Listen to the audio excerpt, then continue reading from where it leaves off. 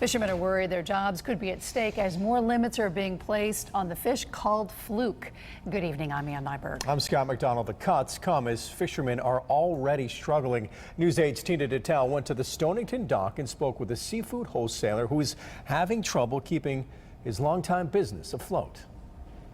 These 3 fluke weigh about 25 pounds, and that is literally half of what a commercial fisherman can haul in a day.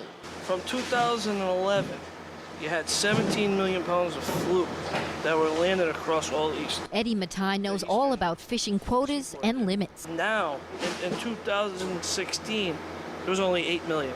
His family has run Gambardella Wholesale Seafood for more than a century. 5 jumbo ones. On Sunday, Stonington fishermen learned their quota for fluke per day was dropped to 50 pounds. That's just 6 of these big guys. It was 100 pounds a day. The cut was made so they don't go over this year's overall quota of 183,000 pounds for Connecticut fishermen.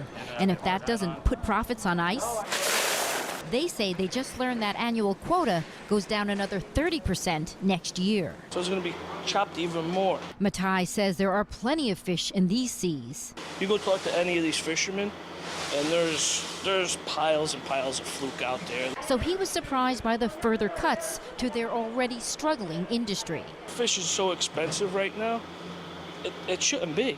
At Seafood Etc., the prices depend on supply, which they often have to get out of state because of the limits on Connecticut fishermen. They have found ways to stay afloat by diversifying. Gambardella Seafood has gotten a break on rent to help the wholesaler stay open. We're family.